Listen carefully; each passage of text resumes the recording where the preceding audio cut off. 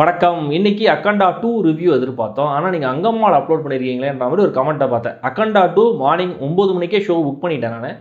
ஆனால் release postpone பண்ணாங்க, cancel பண்ணாங்க. ஆக்சுவலாக எப்போ ரிலீஸ்னே தெரியல, அதனால் இன்ன வரைக்கும் கிளாரிட்டி கிடைக்கல. ஸோ அது வரும்போது வரட்டும் அப்படின்னு முதல்ல அங்கம்மாள் விமர்சனத்தை முடிச்சுட்டேன். அடுத்ததான் இந்த கலங்காவல், இந்த படமும் போஸ்ட்போன் ஆகி தான் ரிலீஸ் ஆயிருக்கு. மம்முட்டி பல இன்வெஸ்டிகேட்டிவ் த்ரில்லர் படங்களை நடிச்சிருக்காரு.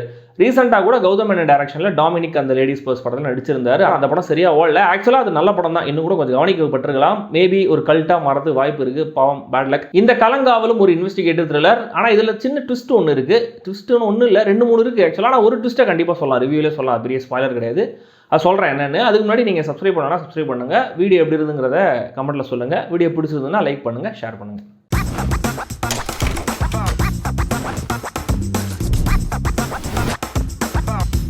கலங்காவல் கேரளாவில் ஒரு பகுதியில் கம்யூனல் வயலன்ஸ் நடந்திருக்கு. அதை விசாரிக்க ஆஃபீஸர் ஜெயகிருஷ்ணனை போலீஸ் டிபார்ட்மெண்ட் ஸ்பெஷலாக அப்பாயிண்ட் பண்ணுறாங்க. அந்த விசாரணையில் அது கம்யூனல் வயலன்ஸ் கிடையாது, ஒரு பொண்ணு வீட்டை விட்டு ஓடி போனதுனால ஆரம்பித்த பிரச்சனை அப்படிங்கிற மாதிரி தெரிய வருது. கட் பண்ணா மம்முட்டி ஒரு லாட்ஜில் தன்னுடைய ரகசிய காதலி ஸ்ருதி ராமச்சந்திரனோட பெட்டில் இருக்காரு. 2 பேரும் பேசிகிட்டு இருக்காங்க. அப்போ தனக்கு கொலை பண்ணுறது ரொம்ப பிடிக்கும் அப்படிங்கிற மாதிரி சொல்கிறாரு மம்முட்டி. ஸ்ருதி சும்மா விளையாடுறாரு போல இருக்குன்ற மாதிரி நினைக்கிறாங்க. பேசிட்டே இருக்கும்போது மம்முட்டி ஸ்ருதியை கொலையும் பண்ணிடுறாரு, பாடியை டிஸ்போஸ் பண்ணிடுறாரு. சொல்லக்கூடிய ட்விஸ்ட்டுங்கிறது இது மட்டும்தான், ஏன்னா அது ட்ரெய்லர்லேயே இருக்குது. ஜெயகிருஷ்ணனுடைய விசாரணை எப்படி மம்முட்டி பண்ணுற கொலைகளோட லிங்க் ஆகுது, இதில் வர ட்விஸ்ட் அண்ட் டர்ன்ஸ் என்னென்ன, இதெல்லாம் தான் இந்த கலங்காவல்.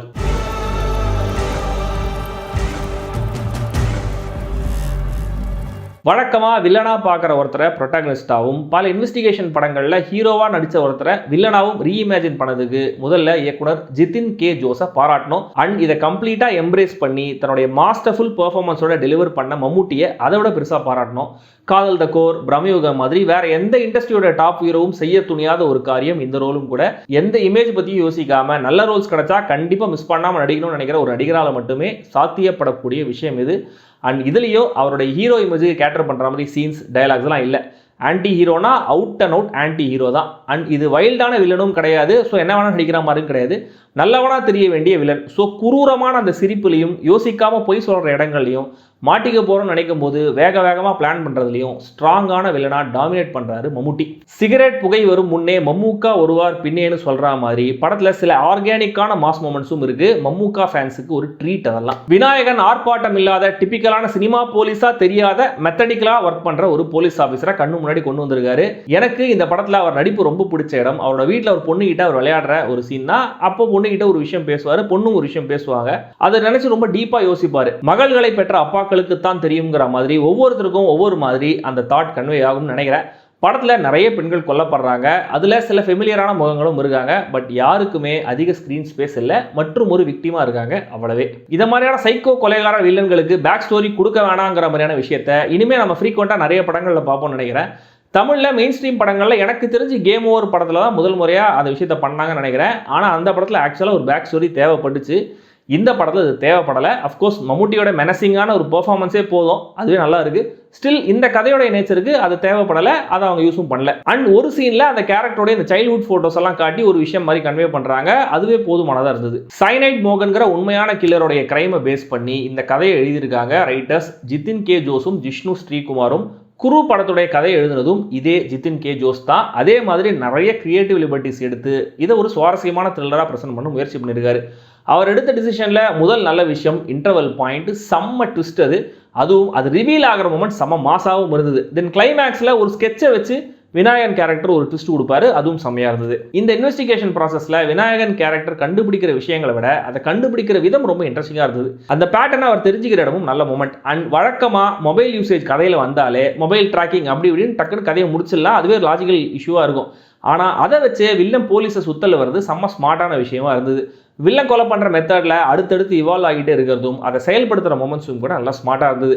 கிளைமேக்ஸில் நினச்சதே நடந்தாலுமே கூட அந்த பாயிண்டில் ஒரு வகையில் ஹீரோவும் வில்லனும் ஒரே மாதிரி தான் அப்படின்ற மாதிரி ஒரு விஷயம் அண்டர்லைன் பண்ணியிருக்காங்க.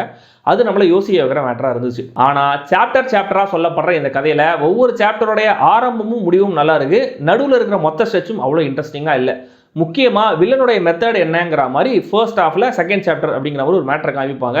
தேவைக்கு அதிகமாகவே அந்த சாப்டர் நீண்டுக்கிட்டு போகுது. இந்த சீக்வன்ஸில் எடிட் பேட்டர்னில் ஒரு விஷயத்தை ட்ரை பண்ணி சுவாரஸ்யமாக்க ட்ரை பண்ணியிருக்காங்க. பட் ஸ்டில் இந்த போர்ஷன் ரொம்ப நீளமாக தான் ஃபீல் ஆச்சு. இறந்து போகிற விக்டிம்ஸை பற்றி எதுவுமே சொல்லப்படலைங்கிறதுனால அந்த டெத்ஸ் எல்லாம் எதுவுமே ஒரு இம்பாக்டாக கொடுக்கல. காயத்ரி அருண் கேரக்டருக்கு மட்டும் கொஞ்சம் டைம் கொடுத்து ஸ்பேஸ் கொடுத்துருக்கிறதுனால அவங்களுக்கு எதுவும் ஆயிடக்கூடாதுங்கிற மாதிரி ஒரு சின்ன டென்ஷன் கிரியேட் ஆகுது. தென் போஸ்ட் இன்டர்வல் விசாரணை காட்சிகளும் மம்முட்டி வர சீக்வன்ஸும் ஒரு பாயிண்ட்டுக்கு மேலே ரெப்படேட்டிவாக மாறிடுது. இங்கே கேட் அண்ட் மவுஸ் கேம் மாதிரி சில சீன்ஸ் இன்ட்ரெஸ்டிங்காக ஒர்க் ஆகுது, சில மொமெண்ட்ஸ் பண்ணவும் இருக்கு. பட் ஸ்டில் க்ளோஷர் எப்படி இருக்கும்னு நம்ம மைண்ட் அஹெட்டா யோசிக்கிறதுனால கண்ணு முன்னாடி இருக்கிற காட்சிகள்லாம் ரொம்ப என்கேஜ் பண்ணாம ஆன் அண்ட் ஆஃப் தான் போகுது. அண்ட் கிளைமேக்ஸ் ஸ்டண்ட் கொரியோகிராஃபி இன்னும் கூட ஒழுங்கா ஸ்மூத்தா இருந்திருக்கலாம். தென் படத்துல நிறைய தமிழ் வசனங்கள் இருக்கு. மலையாளத்தை தாய்மொழியா கொண்டவங்க தமிழ் தப்பா பேசினா பரவாயில்ல, மன்னிச்சிடலாம். படத்துல தமிழ்நாட்டில் இருக்கிற நேட்டிவ் தமிழ் கேரக்டர்ஸ் கூட தமிழை புதுசாக கத்துக்கிட்டு பேசுற மாதிரி நிறைய இடங்கள்ல வசனங்கள் வார்த்தைகள்ல குளறுபடி பண்ணியிருக்காங்க. மெல்லச்சாகும் அப்படின்னு சொல்லிட்டாருன்ற ஒரே காரணத்துக்காக இதெல்லாம் பண்ணலாமா? ஃபைசல் அலியோட ஃப்ரேம்ஸ் ஒரு நோஆர் ஃபீலை இந்த படத்துக்கு தருது. Sound design, art direction, costume, production design, இந்த கதைக்கு எல்லாம் சேர்ந்து ஒரு புது ஃப்ளேவரை கொண்டு வருது. முஜீப் மஜீதோட எக்ஸலண்டான ஸ்கோரும் அந்த ஒரு ரெட்ரோ பாட்டும் நம்மளை இந்த யூனிவர்ஸை விட்டு விலகாமல் பார்த்துக்குது. மொத்தத்தில் இந்த கலம்காவல் ஒரு வழக்கமான இன்வெஸ்டிகேட்டிவ் த்ரில்லராக மாறி இருக்கக்கூடிய படம். இந்த ரோல் ஸ்வாப்பும் மம்முட்டியோடைய பெர்ஃபார்மன்ஸும் அதை பெருசாக காப்பாற்றிருக்கு. அதை தவிர்த்து பார்த்தா நல்ல குவாலிட்டியான ப்ரொடக்ஷனில் ஒரு ஓகேஷான படம் அப்படிங்கிற மாதிரி தான் சொல்லணும். சென்னையில் இந்த படம் சப்டைட்டில்ஸோட தான் ரிலீஸ் பண்ணியிருக்காங்க. படத்தில் விஷுவலாக வைலன்ஸோ அப்ஜெக்ஷனபிளான காட்சிகளோ எதுவும் கிடையாது. பட் கண்டிப்பாக இந்த படத்துடைய தீமுக்காக இது அடல்ட்ஸ் ஒன்லி.